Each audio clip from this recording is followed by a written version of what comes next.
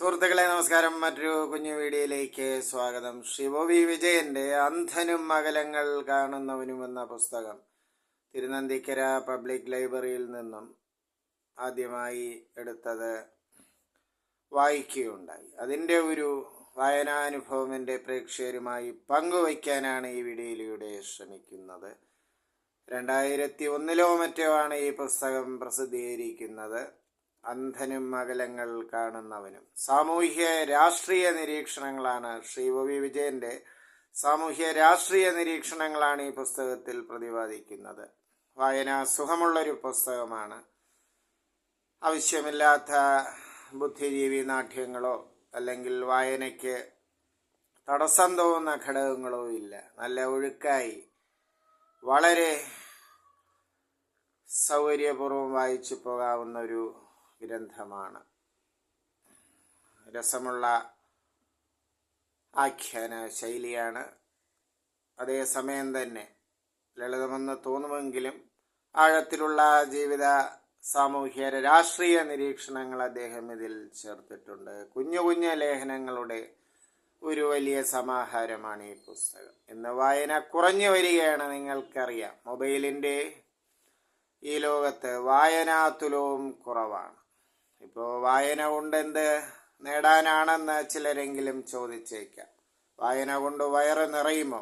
നിറയില്ല സുഹൃത്തുക്കളെ, മനസ്സ് നിറയുമെന്ന് വായന ശീലമാക്കിയവർ പറയും.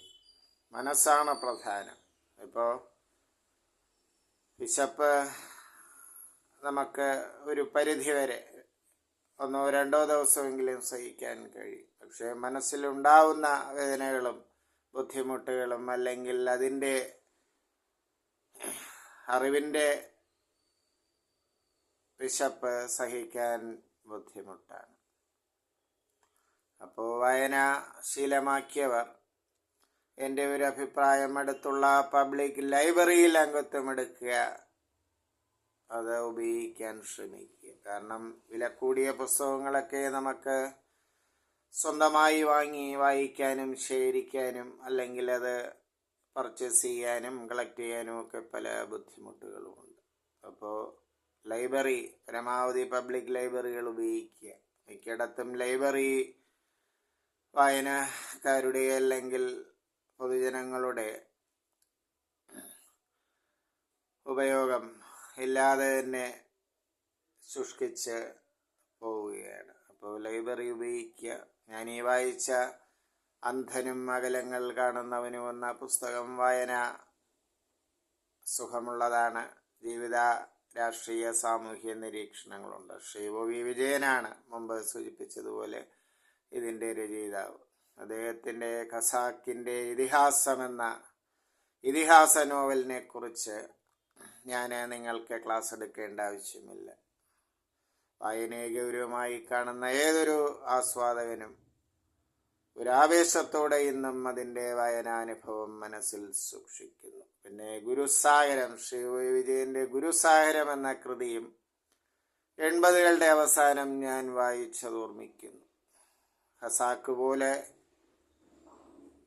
അതിൻ്റെ വായന സുഖം അത്ര എളുപ്പമല്ലെങ്കിലും ഗുരുസാഗരത്തിൽ ആത്മീയതയുടെ അടിത്തട്ടിലേക്കാണ് രചയിതാവ് പോകുന്നതെന്ന് തോന്നുന്നു. അതുകൊണ്ട് അന്നത്തെ എൻ്റെ അപക്വമായ ചിന്തയോ വായന അനുഭവത്തിൻ്റെ കുറവ് കൊണ്ടോ അത് അത്ര രസമുള്ളതായി തോന്നിയില്ല ഈ ഗുരുസാഗരം.